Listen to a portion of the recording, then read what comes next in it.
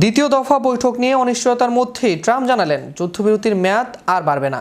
ওয়াশিংটনের স্থানীয় সময় বুধবার সন্ধ্যায় শেষ হবে যুদ্ধবিরতি। এছাড়াও ইরানকে সতর্ক করে বলেছেন চুক্তি না করলে ফের হামলা করবে যুক্তরাষ্ট্র। ট্রাম্পের ওপর এই হুমকির বিপরীতে ইরানের কঠোর বার্তা নিয়ে বিস্তারিত দেখুন ডেস্ক রিপোর্টে। ইরান যুক্তরাষ্ট্র যুদ্ধবিরতির মেয়াদ ফুরোতে বাকি আর একদিন। সম্ভাব্য আলোচনার প্রস্তুতি হিসেবে নিশ্ছিদ্র নিরাপত্তার চাদরে ইসলামাবাদ নামানো হয়েছে 20,000 পুলিশ। পরবর্তী ধাপের বৈঠকের ভেন্যু সেরেনা হোটেলের আশেপাশের এলাকা অন্তর্ভুক্ত হয়েছে রেড জোনে।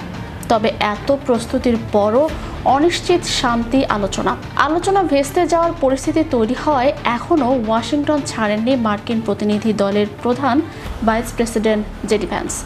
তবে রয়টার্সের খবর, হরমুজে অবরোধ তুলে নিতে ওয়াশিংটনের সঙ্গে আলোচনা চালিয়ে যাচ্ছে ইসলামাবাদ। তাই পাকিস্তানের প্রতিনিধি দল পাঠানোর পরিকল্পনা একেবারে বাদ দিচ্ছে না তেহরান।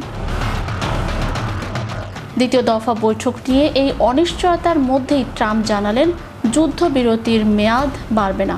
ওয়াশিংটনের স্থানীয় সময় বুধবার সন্ধ্যায় শেষ হবে যুদ্ধবিরতি। এছাড়াও ইরানকে সতর্ক করে বলেছেন চুক্তি না করলে ফের হামলা করবে যুক্তরাষ্ট্র। আরও জানিয়েছেন চুক্তির আগ পর্যন্ত হরমুজে অবরোধ কার্যকর থাকবে। তবে মার্কিন প্রেসিডেন্টের বিশ্বাস দ্রুতই ওয়াশিংটনের সঙ্গে সমঝোতা করবে তেহরান।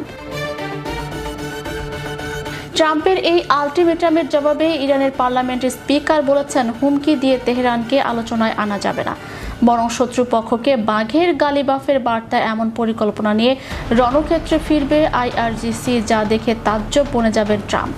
আর আলোচনার স্বার্থে ট্রাম্পকে জনসম্মুখে কঠোর ভাষা ব্যবহার করা থেকে বিরত থাকা ও সংযুক্ত হওয়ার বার্তা পাকিস্তানের।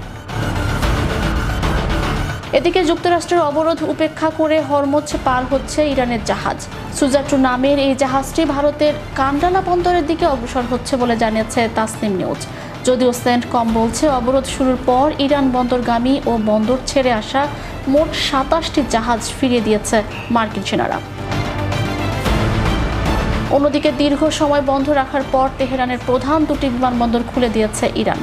এছাড়াও বেসামরিক বিমান চলাচল কর্তৃপক্ষের সিদ্ধান্ত অনুযায়ী 7 সপ্তাহ পর শনিবার থেকে উর্মিয়া, কেরমানশাহ, সিরাজ সহ অন্তত 10টি বিমানবন্দর পুনরায় চালুর অনুমতি দেওয়া হচ্ছে। Magic Bangla TV, international desk.